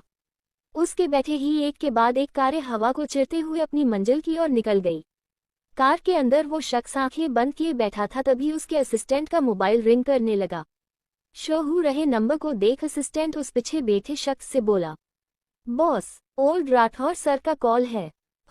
उसने बहुत छोटा सा जवाब दिया, जिस पर असिस्टेंट थोड़ा परेशान होते हुए बोला, बॉस शायद कुछ जरूरी बात है। वो शख्स आंखें खोलते हुए, दादाजी से कहे दो हम इवनिंग में मेंशन अजेगे। उद्धरण चिन्ह। असिस्टेंट ने हाँ में सिर हिला दिया और वो शख्स विंडो से बाहर की ओर देखने लगा। दीवान ग्रुप ऑफ इंडस्ट्री के आगे 4 से 5 बड़ी बड़ी कारें आकर रुकी, जिससे पहले तो गार्ड्स निकले और फिर वही एयरपोर्ट वाला शख्स। उसने एक नज़र पूरी कंपनी को देखा, तब तक एक आदमी उसके पास आते हुए बोला, हेलो मिस्टर अभय राठौर, मैं अमीनाश सर का असिस्टेंट आशीष। आइए अंदर चलते हैं। उद्धरण चिन्ह। अभय राठौर, उम्र 25 साल, बिजनेस वर्ल्ड के टॉप 10 की लिस्ट में पहली पोजीशन में आने वाले शख्स, जिसे पूरी दुनिया जानती है। इनकी एक झलक पाने के लिए लोग तरसते हैं। वैसे बात की जाए इन बिहेवियर की तो ये काफी शांत इंसान है। कम बोलना और प्रैक्टिकली परफॉर्म करना इनके रूल्स में से एक है। लेकिन इनकी एक और पहचान है और वो है एक माफिया, बोले तो माफिया किंग, जिसे कोई नहीं जानता सिवाय कुछ खास लोगों के। सभी कंपनी के अंदर बढ़ गए। अभय के कदम पड़ते ही काम कर रहा सारा स्टाफ अपनी जगह खड़ा हो गया। लड़कियां तो दिन थौमे बस इन हस्ती को देख रही थी। उनमें खुसुर फुसुर होने लगी, लेकिन अभय के आगे कोई कुछ नहीं बोला। सभी लिफ्ट से अमीनाश जी के केबिन की ओर बढ़ गए। जाते जाते आशीष जी सबसे मुस्कुराते हुए बोले, carry on, focus on your work everybody. तब कहीं जाकर सबको होश आया और वो अपने अपने काम करने लगे। लेकिन नजर अभी भी लिफ्ट की ओर बनी हुई थी। अमीनाश जी के केबिन में मीटिंग शुरू हो चुकी थी और कुछ ही देर में वो लोग नतीजे पर पहुंच गए। अमीनाश जी मुस्कुराने हुए सामने बैठे अभय से बोले, तारांकन बिजनेस की दुनिया में सभी का सपना है यार एम्पायर के साथ काम करने का, लेकिन खुशकिस्मती से ये मौका हमें मिला। थैंक यू मिस्टर अभय। अभय जो अमीनाश जी के आगे बैठा था, वो बिना किसी एक्सप्रेशन के बोला, इस प्रोजेक्ट में मुझे किसी भरोसेमंद वेल टैलेंटेड पार्टनर की जरूरत थी जो आपके साथ कोलैब कर मिल गई। उम्मीद है आप ऐसे ही आगे भी बने रहेंगे। Thank you mister Abhay, we are looking forward to work with you. Aminash ji Abhay से हाथ मिलाते हुए बोले, सो वी आर। अभय ने उनसे हाथ मिलात हल्की सी मुस्कुराहट के साथ बोला। दीवान हाउस। अव्या का बेडरूम। अव्या विंडो के पास खड़ी बस खाली आंखों से सामने की ओर देखे जा रही थी। डे से बहुत कुछ सोच रही हूँ। अभी वो अपने ही ख्यालों में थी कि किसी आवाज उसके कानों में पड़ी। तारांकन आंटी, आंटी, आवू कहाँ है? ये आवाज नीचे लिविंग एरिया से आ रही थी, लेकिन इतनी तेज थी कि अव्या आराम से अपने कमरे में बैठी सुन ले। उसके होठों पर प्यारी से स्माइल आ गई और ना में सिर हिलाते हुए बोली, तारांकन आ गई पागल। पलक जी बोली, अपने कमरे है, जाऊं जाकर मिल लो। कुछ ही पल में एक लड़की दंदनाते हुए अव्या के कमरे में घुस आए और खुशी से चिल्लाते हुए बोली, आवू मेरी जान। वो लड़की हल्की सी मोटी मगर बेहद ही क्यूट, हाइट 5.2 तो वही रंग हल्का सवला मगर नेन नक्श बेहद ही करारे। जींस टॉप पहने खड़ी थी। उसे देख अव्या की आंखों में आंसू आ गए। मुंह से बस इतना ही निकला, तारांकन मुक्कको। मुस्कान शर्मा। उम्र अव्या जितनी, मतलब 19 साल। अव्या की बेस्ट फ्रेंड कम बहन। ये अभी बीकॉम फर्स्ट ईयर में है। बात करें इनके बिहेवियर की तो ये बहुत स्वीट है, साथ ही खाने की शौकीन भी। और वो झट से जाकर उस लड़की यानी मुक्कको के गले लग गई। उसके आंसू थे कि रुकने का नाम ही नहीं ले रहे थे। जहन में बस वही पुरानी यादें चल रही थी, जिसे सोच सोच कर अव्या के आंसू और बढ़ जाते। फलेश बेक। तारांकन आवो, तू मेरी बात समझ क्यों नहीं रही है? वो अक्षय तेरे लिए सही इंसान नहीं है। चिढ़ कर रहा है वो तुझे। अव्या के आगे खड़ी लड़की यानी मुस्कान उसे समझाते हुए बोली, लेकिन अव्या की आंखों में तो प्यार की पट्टी बंधी थी। अक्षय ने उसे ऐसे अपनी चाल में फंसाया था कि अव्या की दे से अच्छे बुरे का फर्क ही भूल गई। अपने प्यार के खिलाफ जाने वाले हर एक शख्स वो अपना दुश्मन मानने लगी और यही हाल मुस्कान का भी हुआ। वो अव्या को अक्षय की सच्चाई बता रही थी, लेकिन अव्या उसे ही सुनाते हुए बोली, मुक्कको, मैं तो तुझे अपनी बेस्ट फ्रेंड, अपनी बहन मानती थी, लेकिन तू मुझे अक्षय से दूर करने के लिए इस हद तक गिर जाएगी कभी नहीं सोचा था मैं। अरे अक्षय की गलती क्या है? यही कि वो मुझसे प्यार करता है, लेकिन उसके लिए इतना बड़ा इल्जाम। वो मुझे धोखा दे रहा है, मेरी प्रॉपर्टी हथियाना चाहता है। तारांकन हाँ आवू ऐसा ही है। वो जैसा दिख रहा है वैसा है नहीं। वो तेरा यूज कर रहा है और जिस दिन उसका काम तुझसे खत्म हम जाएगा, वो तुझे निकाल फेंकेगा अपनी जिंदगी से। उद्धरण चिन्ह। मुस्कान इतना ही बोल पाई थी कि अव्या चिल्लाते हुए बोली, बस मुस्कान, बस, बहुत कह लिया तुमने और बहुत सुन चुकी हूँ मैं, लेकिन अब एक और शब्द नहीं। मैं अक्षय के खिलाफ एक शब्द भी बर्दाश्त नहीं करूंगी। तारांकन, ये सच्चाई है आवो। उस कमीने ने तुझे अपने झूठे प्यार में फंसा लिया है और तू फांसती चली जा रही है। मेरी बात का यकीन मान, मेरी जान में सच बोल रही हूँ। वो इंसान तेरे लिए सही नहीं है, वो तेरा यूज। मुस्कान इतना ही बोली थी, एक थप्पड़ उसके गालों पर पड़ा। हाथ गाल पर चले गए। आंखों में आंसू लिए वो अव्या को देखने लगी, जो गुस्से से उबल रही थी।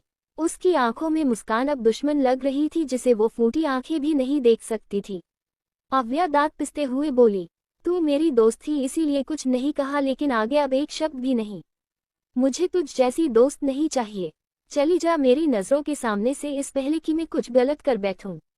इतना बोल अव्या ने मुस्कान से मुंह फेर लिया। मुस्कान की आंखों से आंसू झरझर गिरने लगे, पर फिर खुद संभालते हुए बोली, तू मुझे सहेली नहीं मानती ना सही, लेकिन मैं तुझे अपनी बहन मानती, जान मानती, और अपनी जान की हिफाजत में अपनी जान से भी ज्यादा करूंगी। इतना बोल मुस्कान रोते हुए चली गई। वही अव्या भी रो पड़ी। मुस्कान चली गई। उसने अक्षय का असली रूप देख लिया था और वही समझाने के लिए अव्या के आस आई थी, लेकिन अव्या ने उस पर यकीन नहीं किया। अब मुस्कान अक्षय के बारे में सब जानती थी, जो अक्षय के लिए बड़ा खतरा साबित हो सकता था, इसीलिए उसने मुस्कान को अपने रास्ते से हटाने का प्लान बनाया। जिस दिन मुस्कान अव्या से मिलकर अपने घर की ओर बढ़ रही थी, उसी रास्ते में उसे एक्सीडेंट हो गया, जिसमें मुस्कान हमेशा के लिए सो गई। Flashback and present. उन पलों को याद कर अव्या सिसक उठी। मुस्कान उसे खुद से अलग कर बोली, ओए, इतना क्यों रो रही है? लखनऊ ही गई थी, अपने ससुराल नहीं। अव्या मासूम सी शक्ल बनाते हुए बोली, मेरा तो ठीक है, लेकिन तू क्यों गंगा जमुना बहा रही है? मुस्कान अपने आंसू साफ करते हुए बोली, कुछ नहीं यार, बस इतने दिन बाद तुझे देखा है ना, इसीलिए ये बेह निकले। यार इन दिनों तुझे बहुत मिस किया, वो ये आगे भी बहुत मिस करूंगी। तारांकन, उसकी अब जरूरत नहीं है। मैं अब दिल्ली में ही रहेंगी, मोम डैड और तेरे साथ। अव्या ने मुस्कुराते हुए कहा तो मुस्कान कंफ्यूज होते हुए बोली, क्या मतलब? अव्या मुस्कान का हाथ पकड़ खुशी से बोली, मैंने मब्स ड्रॉप कर दिया और अपना फैमिली बिजनेस ज्वाइन कर रही हूँ। और सबसे बड़ी खुशी की बात, मैंने भी उसी कॉलेज में बीकॉम का एडमिशन लिया है जहाँ से तू कर रही है। मुस्कान हैरानी से, व्हाट? तूने मब्स ड्रॉप कर दिया? और इतना बड़ा डिसीजन तूने आखिर क्यों लिया, जानते हुए भी डॉक्टर बनना तेरा बिग ड्रीम है? मुस्कान गुस्से से बोली तो अव्या विंडो से बाहर देखती हुई बोली, जानती हूँ, लेकिन कभी कभी हमारे सपनों से ज्यादा कुछ चीजें इम्पोर्टेंट हो जाती है, बस इसीलिए ये कदम उठाया, और अब तू कोई सवाल नहीं पूछेगी? ठीक है, नहीं करती कोई सवाल, बस इतना बता दे, कॉलेज कब आ रही है? भाई, हमें भी आपके साथ अपना कॉलेज लाइफ एंजॉय करना है।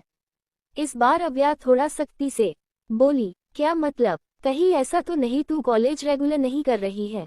अव्या अंदाजा लगाते हुए बोली, जिसके जवाब में मुस्कान मुंह बनाते हुए बोली, अब अकेले जाके करती भी क्या? तू चली गई थी मुझे छोड़कर लखनऊ, अपने ड्रीम को पूरा करने, पूछे रह गई मैं अकेली, तन्हा, और तेरे बिना तो मैं अधूरी हूँ, मेरे कांड अधूरे हैं। मुस्कान ने एक आंख दबा दी, जिस पर अव्या उसे मारने के लिए आगे बढ़ी और मुस्कान खुद को बचाने के लिए इधर उधर दौड़ने लगी। कुछ देर बाद दोनों बेड पर पड़े थे। अव्या सीलिंग को देखते हुए बोली, तारांकन, कल तो ऑफिस ज्वाइन करना है और कॉलेज भी कुछ इम्पोर्टेंट क्लास लेने ही होंगी। मुस्कान बस बोली, फिर आगे कुछ सोचकर बोली, आवो, कल तू ऑफिस ज्वाइन कर रही है तो चलना, मॉल चल के शॉपिंग कराते हैं। मुझे भी कॉलेज के लिए शॉपिंग करना है। अव्या कुछ नहीं बोली तो मुस्कान जिद करते हुए, यार चलना, मेरी राम प्यारी भी तेरा वेट कर रही है, हर दिन मुझसे शिकायत करती रहती है। आवो, कब आएगी, कब आएगी? चलना। अव्या मुस्कान की शक्ल देख हंस पड़ी। उसके सिर पर टिपली मारते हुए बोली, चल ठीक है, मैं रेडी हूँ, करती हूँ।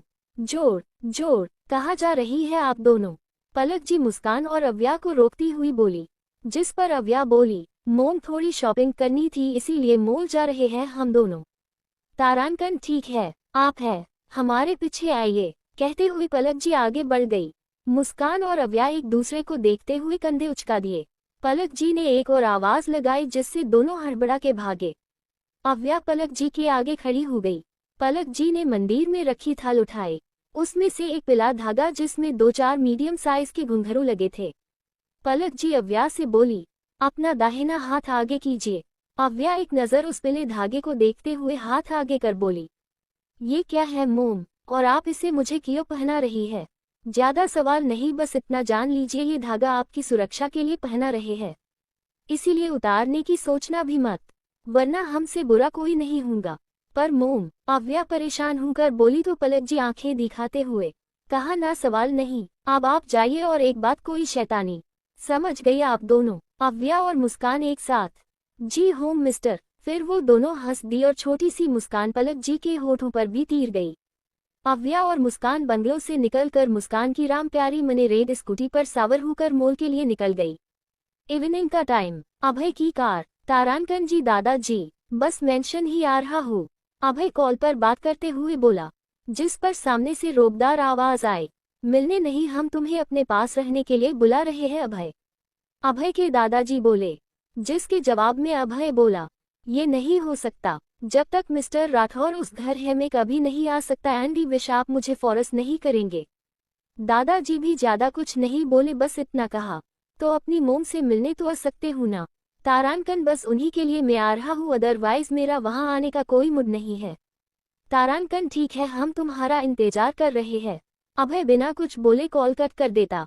उसने आंखें बंद की और सिर सीट से टिका दिया। देखते ही देखते उनकी कार दिल्ली के सबसे बड़े मॉल के आगे आकर रुकी। अभय के आने की खबर मिलते ही मॉल के सारे स्टाफ अलर्ट हो गए। अभय अपने गार्ड के साथ मॉल के अंदर पहुंचा। उसके आने की खबर मिलते ही मॉल को खाली करवाया जा रहा था, जिससे लोग दूसरे साइड से मॉल के बाहर मिल रहे थे। अभय मॉल के थर्ड फ्लोर की ओर बढ़ गया, जो गोल्ड और डायमंड का सेक्शन था। उसी साइड मुस्कान और अव्या भी घूम रहे थे। अव्या झुंझुलाते हुए बोली, आप बताइएगी भी, हम इस सेक्शन में खाली पीली क्यों घूम रहे हैं? मुस्कान शॉप के नाम पढ़ते हुए बोली, यार माँ ने मुझे ऑर्डर की रिंग क्लिक करने के लिए कहा है, बस वही कर रही हूँ। अरे तो इतनी देर से तू सारी शॉप को घूर क्यों रही है? जिस शॉप से क्लिक करनी है वही चल और उठा ले। मुस्कान जबरदस्ती के दांत दिखाते हुए बोली, वो क्या है ना, मैं शॉप का नाम भूल चुकी हूँ। अव्या ने माथा पिट लिया। वही मुस्कान अपनी मोम को कॉल पे कॉल ट्राई कर रही थी, लेकिन उसकी मोम मदद से मजबूर मोबाइल साइलेंट कर भूल गई। अव्या अपना मोबाइल निकालते हुए, मैं अंकल को कॉल करती हूँ, वो आंटी के साथ होंगी तो बात हो जाएगी। मुस्कान ने हाँ में सिर हिला दिया। अव्या कॉल लगाकर एक साइड चली, तब तक गार्ड भी आ गया बाकी के लोगों को निकालने के लिए। मुस्कान उदासी से मोबाइल को देख रही थी, तभी अव्या बोली, तारानकन पता चल गया है, लक्ष्मी ज्वेलर्स के यहाँ से रिंग उठानी है। मुस्कान की खुशी दुगनी, वो झट से अव्या के गले गई। यार तू तो हर प्रॉब्लम का सोल्यूशन अपने पास रखती है, I am proud of you. उद्धरण चिन्ह। तारानकन अब जल्दी चल, पता नहीं क्यों लेकिन सारे गार्ड्स मॉल खाली करवा रहे हैं, हम अपना काम कर निकलते हैं। अरे तो इतनी देर से तू सारी शॉप को घूर क्यों रही है? जिस शॉप से क्लिक करनी है वही चल और उठा ले। मुस्कान जबरदस्ती के दांत दिखाते हुए बोली, वो क्या है ना, मैं शॉप का नाम भूल चुकी हूँ। अव्या ने माथा पिट लिया। वही मुस्कान अपनी मोम को कॉल पे कॉल ट्राई कर रही थी, लेकिन उसकी मोम मदद से मजबूर मोबाइल साइलेंट कर भूल गई। अव्या अपना मोबाइल निकालते हुए, मैं अंकल को कॉल करती हूँ, वो आंटी के साथ होंगी तो बात हो जाएगी। मुस्कान ने हाँ में सिर हिला दिया। अव्या कॉल लगाकर एक साइड चली, तब तक गार्ड भी आ गया बाकी के लोगों को निकालने के लिए। मुस्कान उदासी से मोबाइल को देख रही थी, तभी अव्या बोली, तारानकन पता चल गया है, लक्ष्मी ज्वेलर्स के यहाँ से रिंग उठानी है। मुस्कान की खुशी दुगनी, वो झट से अव्या के गले गई। यार तू तो हर प्रॉब्लम का सोल्यूशन अपने पास रखती है, I am proud of you. उद्धरण चिन्ह। तारानकन अब जल्दी चल, पता नहीं क्यों लेकिन सारे गार्ड्स मॉल खाली करवा रहे हैं, हम अपना काम कर निकलते हैं। मुस्कान ने हाँ में सिर हिला दी। फिर अव्या और मुस्कान ज्वेलरी शॉप की ओर बढ़ गए। जहां से वो गए वहीं से अभय भी गुजरा, लेकिन अचानक उसके कदम रुक गए और आंखें पुरसुकून के साथ बंद हो गई। घुंघरू की झनकार कानों से होते हुए दिल तक पहुंच गई। दे से ही आवाज कम हुई, दिल बेचैन हुआ था। उसने झट से आंखें खोली और इधर उधर देखने लगा, जहां दूर दूर तक कोई नहीं था। क्या हुआ boss? Everything is okay. Abhay को जब कोई नहीं दिखा तो उसने सिर झटका और लक्ष्मी ज्वेलर्स की ओर रुख मोड़ लिया। तारानकन अंकल, ये रिंग का हमारा ऑर्डर था, क्या वो रेडी है? मुस्कान काम कर रहे सेल बॉय से बोली, जिस पर वो सेल बॉय बिल की पावती देखते हुए बोला, जी रेडी है, बस 1 मिनट आप वेट कीजिए। उद्धरण चिन्ह। कहता हुआ वो वहां से चला गया। इसी शॉप में अभय भी आया तो शॉप ओनर उसके वेलकम के लिए आते हुए बोला, अरे मिस्टर अभय, आइए बैठिए, आपने क्यों तकलीफ की, मैं आपका ऑर्डर खुद ले आता। लिए तो अभी से अपनी लाइफ झंड बनाना चाहती है, अगर तेरे इतने ही आराम है तो ऐसे भी पूरे कर सकती है। मुस्कान सिर खुजाते हुए, वो कैसे बुद्धिमान लड़की, वेट एंड वॉच। उनकी कुछ ही दूसरी पर बैठा अभय उसके कानों में एक बार फिर घुंघरू की झनकार पड़ने लगी।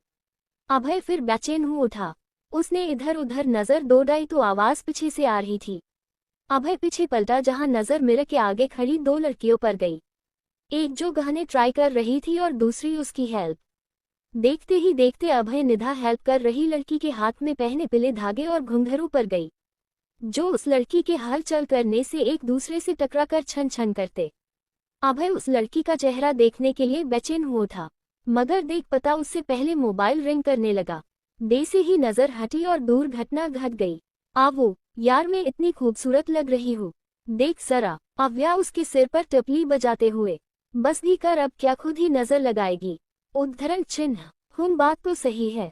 मुस्कान अपने आप को शीशे में देखते हुए बोली। थोड़ी ही देर में दोनों ने रिंग क्लिकेट की और शॉप से निकल गई। यहाँ अभय जब कॉल से बात करने बाद दोबारा उस और देखता है तो अब वहाँ कोई नहीं था, जिससे अभय की मुठ्ठियां बंद गई और चेहरे पर बेचनी झलक उठी। तारांकन सर, ये रहा आपका दिया डायमंड, बड़ी ही खूबसूरती से इसे कंगनों में पिरोया है। ऑनर एक बॉक्स अभय के आगे कर देता है। अभय उन कंगनों के देखता है जिसमें छोटे छोटे वाइट डायमंड के साथ बीच में खूबसूरत रेड डायमंड लगा था। अभय ने बॉक्स अपने असिस्टेंट को थमा दिया और परमिटे कर निकल गया। कुछ देर बाद दिल्ली रोड। तारांकन, यार ये दिल्ली में भी आजकल बहुत ट्रैफिक लगने लगा है, पता नहीं ये ट्रैफिक पुलिस वाला क्या रहा है। मुस्कान चिढ़ते हुए बोली तो अव्या उसे समझा के बोली, तू इतना खोल क्यों रही है।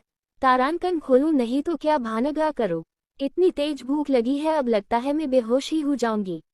अव्या हंसते हुए बोली, अभी अभी तो तूने सैंडविच और आइसक्रीम खाई थी। मुस्कान मुंह बनाते हुए, उतने में क्या होता है, और तू जानती है मुझे थोड़ी थोड़ी देर में भूख लगती है। तारांकन, हाँ मेरी पेटू जनती हूँ, तुझे भूख कब लगती है। दिल्ली की सड़कों में ट्रैफिक लगा था और उसी ट्रैफिक में अभय की कार फंसी थी। अभय लेबी में कुछ काम कर रहा था कि अचानक उसके कानों में फिर वही घुंघरू की छानकार पड़ी, जिसे सुनते ही उसकी आंखें एक बार फिर सुकून से बंद हो गई। दिल एक बार फिर शोर करने लगा, मगर खुद को कंट्रोल कर अभय विंडो से आसपास देखने लगा, जहां नजर रेड स्कूटी पर पड़ी और आगे बैठी उस घुंघरू पीले धागे वाली लड़की पर।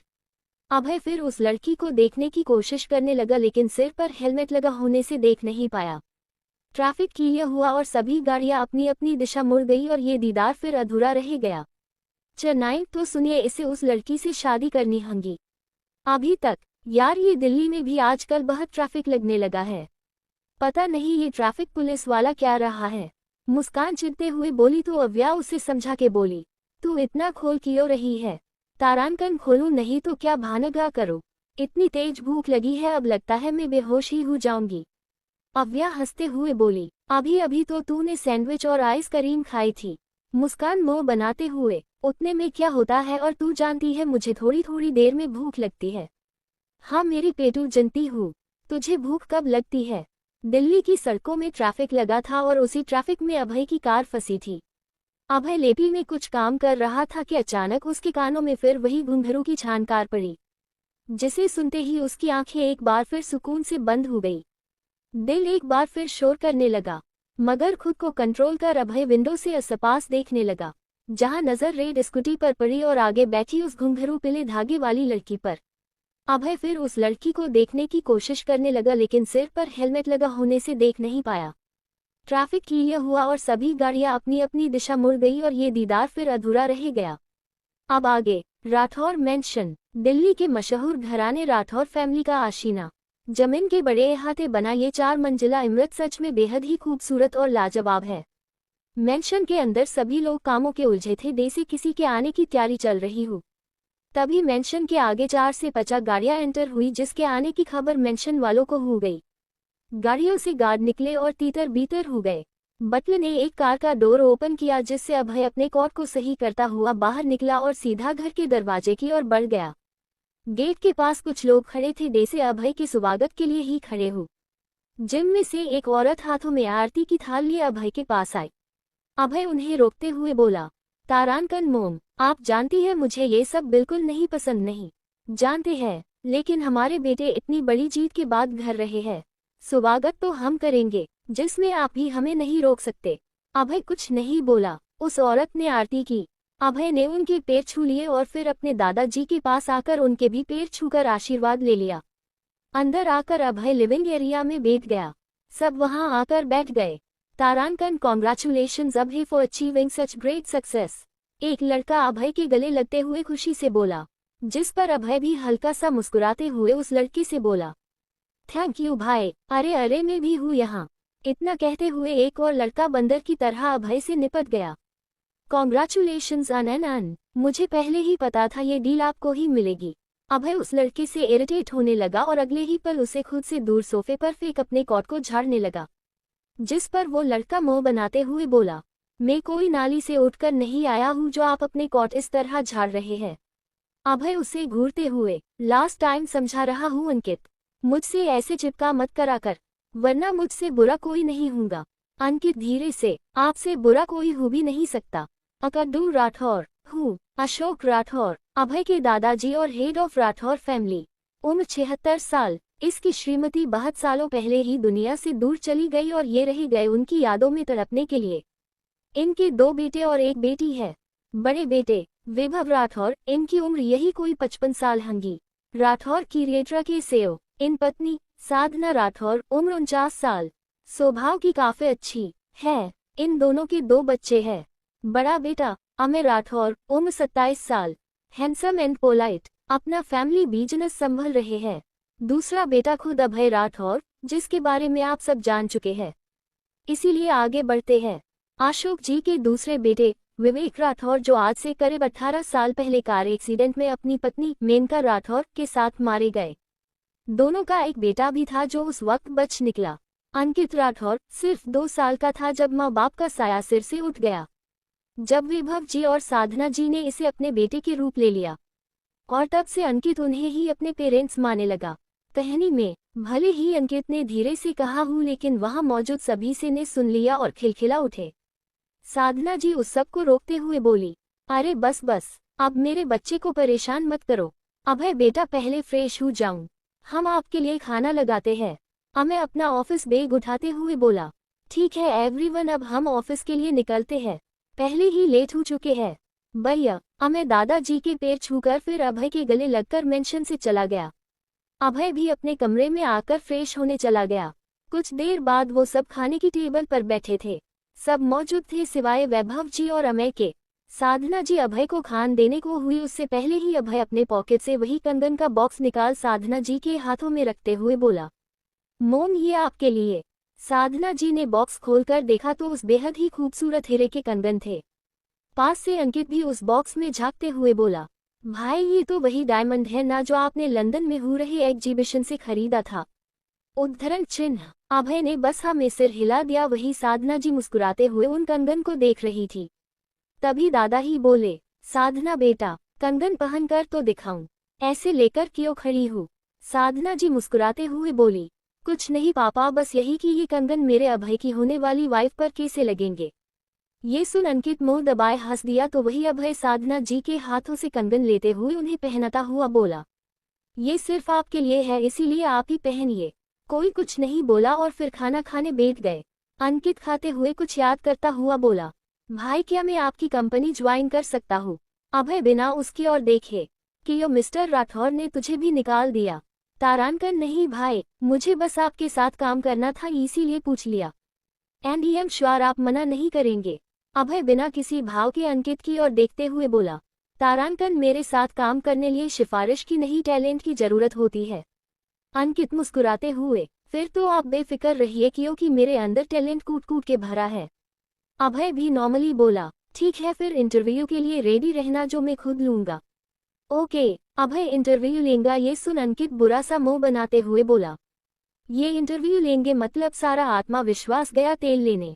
तारांकन खुद से बातें करना बंद करो और मुझे कोसना भी। उद्धरण चिन्ह। अभय बिना अंकित की ओर देखे बोला तो अंकित चुपचाप खाना खाने लगा। साधना जी अपने दोनों बच्चों को यूं लड़ता देख हुले से मुस्कुरा दी और कुछ यही हाल दादाजी का भी था। सब खाना खा रहे थे कि तभी वैभव जी किसी से कॉल पर बातें करते हुए मेंशन के अंदर आ गए। उन्होंने एक नज़र डाइनिंग टेबल पर बैठे अभय पर डाली जो चुपचाप खान खा रहा था। वैभव जी अपने कमरे की ओर निकल गए। यहाँ अभय खाना खत्म कर उठा और साधना जी और देखते हुए बोला, मोम अब मैं पैलेस वापस जा रहा हूँ। ये सुन साधना जी उसे रोकते हुए बोली, पर अभी तो तुम आए हो और इतनी जल्दी जा रहे हो। रुक जाऊं बेटा, अभय फीका सा मुस्कुराते हुए, मैं यहाँ रहा तो जरूर कुछ ऐसा होगा जो ना आपको पसंद आएगा और ना आपके पति को। सो बेटर है मुझे निकलना चाहिए। इतना बोल अभय बिना कुछ बोले मेंशन से चला गया। उसके जाने के बाद वैभव जी डाइनिंग एरिया में आए और बिना किसी से अभय के बारे में पूछते हुए दादाजी से बोले, पापा 2 दिन बाद प्रिया की बर्थडे पार्टी है और राजेंद्र भाई साहब ने पूरी फैमिली को इनवाइट किया है। दादाजी पानी पीते हुए, ठीक है हम सब चलेंगे, आखिर प्रिया राठौर परिवार की होने वाली बहू है। Jindal house living area. तारांकन डेड हम कल से ऑफिस ज्वाइन कर रहे हैं। अव्या अमीनाथ जी से बोली।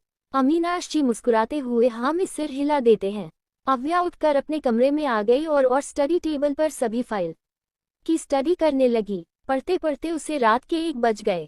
अव्या ने फाइल बंद की और सिर चीर से टिकाकर आंखें बंद कर ली। उसके संजीदा चेहरे से पता लग रहा था वो काफी गहराई से कुछ सोच रही है, मगर क्या ये सिर्फ उसे ही पता है। AR पैलेस बार। तारांकन डेड मेरा यकीन कीजिए मैंने ऐसा कुछ। तभी थप्पड़ की आवाज के साथ ये आवाज थम सी गई और एक कड़क आवाज वहां गूंज गई, चुप, एकदम चुप, अगर एक शब्द भी आगे कहा तो मैं जबान खींच लूंगा तुम्हारी। तारांकन एक लड़की की इज्जत क्या होती है कभी सोचा है तुमने? शर्म नहीं आई तुम्हें इतना घटिया काम करते हुए? तारांकन वैभव आप शांत हो जाइए, इतना चिल्ला आपके लिए अच्छा नहीं है। तारांकन कैसे न चिल्लाऊं साधना, बात छोटी नहीं है। इन लड़के के कारण किसी की इज्जत जा चुकी है, वो हमसे इंसाफ की उम्मीद लगाए बैठी है। लेकिन इंसाफ होगा और हम करेंगे। उस लड़की को इज्जत के साथ हम इस घर में बहू बना के लाएंगे। तारांकन कहना क्या चाहते हैं आप वैभव? साफ साफ बोलिए। तारांकन तो सुनिए, इसे उस लड़की से शादी करनी होगी। पैलेस में ही बने एक बड़े से बार में अभय बैठा एक के बाद एक ड्रिंक किए जा रहा था। उसकी आंखें गुस्से से लाल थी और दिमाग में यही आवाजों का शोर था। उसने कसकर आंखें बंद कर ली। दिमाग बुरी तरह बेचैन था, ना उसे आंखें खोलकर सुकून मिल रहा था और ना बंद करके। कहते हैं शराब हर दर्द की दवा बन जाती है, लेकिन यहाँ ये भी काम ना आई। अभय खुद को सुकून देना चाहता था पर कमबख्त खुद बेवफा निकली। अभय आंखें बंद किए बैठा ही था कि उसके कानों में घुंघरू का मध्यम शोर फिर सुनाई पड़ने लगा। उसने झट से आंखें खोली और अपने चारों ओर देखने लगा, जहां उसके अलावा कोई नहीं था। अभय जान गया कि ये बस उसका वहम है, लेकिन ये वहम ही उसे कुछ सुकून दे रहा था। अभय ने आंखें बंद कर ली और कब उन घुंघरू की आवाज को महसूस कर उसे नींद ने घेर लिया पता ही नहीं चला। अगली सुबह दीवान ग्रुप ऑफ इंडस्ट्री। तारांकन सर, लिटिल गर्ल ने सभी HOD एंड मैनेजर्स को मीटिंग रूम में बुलाया है। आशीष जी अमीनाश जी से बोले तो वही अमीनाश जी अपने केबिन की ओर बनते हुए बोले, सिर्फ उन्हें ही नहीं आपको भी बुलाया है, आप जाइए, कहीं आप मीटिंग के लिए लेट ना हो जाए। कहते हुए अमीनाश जी अपने केबिन में चले गए और आशीष जी ने कदम मीटिंग रूम की ओर बढ़ा दिए। मीटिंग रूम में सभी हेड ऑफ डिपार्टमेंट और मैनेजर्स बैठे आसपास में खुसुर फुसुर कर रहे थे। एक आदमी थोड़ा झुंझुलाते हुए बोला, यार कब से बुलाकर बैठा रखा है लेकिन अभी तक खुद होस्ट ही गायब है। तारांकन बात तो आपने सही कहा है मिस्टर जायसवाल, पता नहीं आशीष सर ने इतनी अर्जेंट मीटिंग क्यों रखी, मैं तो लिव में था, फिर भी इम्पोर्टेंट मीटिंग का बोल तुरंत आने को कहा। ये लोग इसी तरह से बातें कर रहे थे कि तभी आशीष जी अंदर आए। उनके अंदर आते ही सभी ने सवालों की बौछार कर दी। आशीष जी उन सभी को शांत रहने का कह रहे थे मगर कोई सुनने को तैयार नहीं था। तभी किसी की शांत मगर उतनी दमदार आवाज आई, तारांकन सभी के सवालों के जवाब मिस्टर आशीष नहीं हम देंगे। इस आवाज को सुन सभी की नजर डोर से आ रही अव्या पर गई। Navy blue formal shirt with brown pant, shirt के सीलीव एल्बो तक फोल्ड थे, ऊपर से शर्ट की एक बटन खुली थी। एक हाथ में ब्राउन बेल्ट की वॉच, खुले बाल जो थोड़े से आगे एक शूडल पर थे। बिना कोई मेक ऊपर से 0 फिगर बॉडी हाई, एकदम कायमत। उसकी खूबसूरती देख सभी मेल मुंह खोले रह गई तो वही फीमेल्स जल जल ले कोयला। अव्या है जिया के पास आकर उस पर बैठते हुए बोली, तारांकन सभी के सवालों के जवाब मिल जाएंगे, पहले शांति से बैठ जाइए। वहां अधिकतर लोग अव्या को जानते थे, इसीलिए हैरानी में थे कि अव्या कंपनी में और उन सब को बुला के करने के क्या वाली है। एक बार फिर आपस में खुसुर फुसुर होनी शुरू हो गई, जिससे अव्या सख्त आवाज में बोली, तारांकन मीटिंग शुरू कीजिए अंकल। आशीष जी ने हाँ में सिर हिला दिया और फिर अपनी जगह पर से खड़े होते हुए बोले, जैसे कि आप सब जानते हैं कुछ महीनों से हमारी कंपनी के plans and personal informations leak हो रही है। जो कौन कर रहा है और क्यों कर रहा है उसका पता अभी तक नहीं चला। हम सब जानते हैं मिस्टर आशीष, लेकिन आप क्यों बता रहे हैं? अब आशीष जी कुछ कहते उससे पहले ही अव्या उन्हें रोककर खुद बोल पड़ी, अंकल ये सब छोड़िए और इस फाइल पर नजर डालिए। कहते हुए अव्या ने फाइल आगे की ओर सरका दी।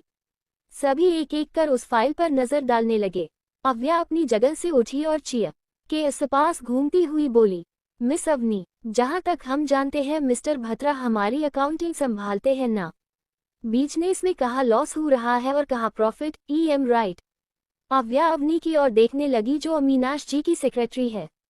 वो हाँ में सिर हिला देती है तो अव्या मिस्टर भत्रा की ओर देखते हुए आगे बोली, तारांकन सो मिस्टर भत्रा, हमारे पास पिछले 6 महीने का रिकॉर्ड है, जिसके अकॉर्डिंग हमें पहले 1 महीने में ज्यादा नहीं पर 50 लाख का नुकसान हुआ था।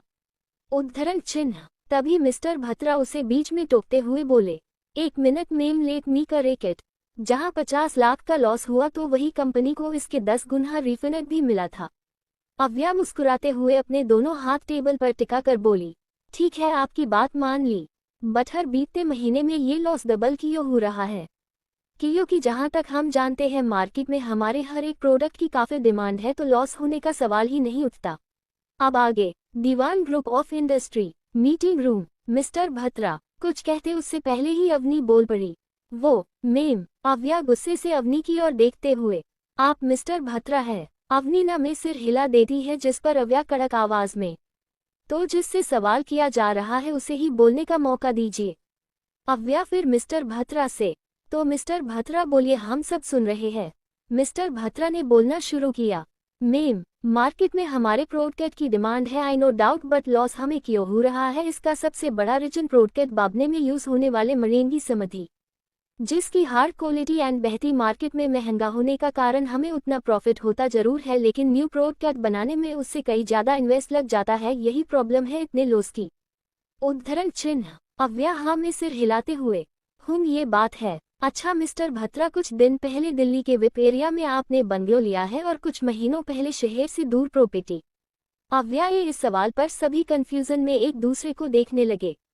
आशीष जी भी हैरानी से खुद में बड़बड़ गए, ये लिटिल गर्ल कैसे सवाल कर रही है? आपने जवाब नहीं दिया मिस्टर भत्रा। अव्या आईब्रो उचकती हुई बोली। मिस्टर भत्रा पूरा पसीने से भीग गया, डर के कारण उसका ग्लास उचकने लगा। फिर भी वो लड़खड़ाती जबान से बोला, आप मुझ पर शक कर रही है, ये जानते हुए भी मैं इस कंपनी में इतने सालों से काम कर रहा हूँ। मिस्टर अमीनाश मुझ पर कितना भरोसा करते हैं। नहीं, मैं अब और यहाँ नहीं रुक सकता, तारांकन जा रहा हूँ मैं, और बेइज्जती करवाने का शौक नहीं है मुझ में। कहते हुए वो निकलने को हुआ मगर गार्ड ने उसे रोक दिया। अव्या के एक इशारे पर कमरे की लाइट डिम हो गई और प्रोजेक्टर ऑन हुआ, जिससे सभी की नज़र प्रोजेक्टर पर चल रहे मिस्टर भत्रा की बेईमानी पर चला गया। उन्होंने में कितना पैसा कंपनी से उड़ाया, कितने ऐसे काम किए जिससे उन्हें फिर फायदा हुआ और कंपनी को नुकसान। आशीष जी भी मिस्टर भत्रा की ओर गुस्से से घूरने लगी। आखिर जिस इंसान को वो ईमानदार समझ रहे थे वो इतना बड़ा चोर निकला। बाकी सबका भी यही हाल था। अव्या भत्रा से, तारांकन मिस्टर भत्रा, वेरी बैड, आपको ऐसा नहीं करना चाहिए था। अब आप बोलिए आपके साथ क्या किया जाए? प्लीज मैम, मुझे माफ कर दीजिए, मैं अब ऐसा नहीं करूंगा, प्लीज वन मोर चांस। अव्या अपनी चेयर पर बैठते हुए, आपने हमारे धोखा किया है मिस्टर भत्रा, सजा तो मिलकर रहेगी। 3 डेज है आपके पास सारे पैसे प्लस इंटरेस्ट चुकाने के लिए। चौथे दिन आप सौदे जेल में मिले धोखाधड़ी के जुर्म। Now get loss. Ma'am please. मेरी गार्ड भत्रा को उठा कर ले गए और वो बस चिल्ता ही रह गया। उसके जाने के बाद मीटिंग रूम में एकदम शांति फैल गई। अव्या कुछ कहती उससे पहले ही मीटिंग रूम में 2 पुलिस ऑफिसर इंटर हुए, जिन्हें देख एक बार फिर सभी के पसीने छूट गए।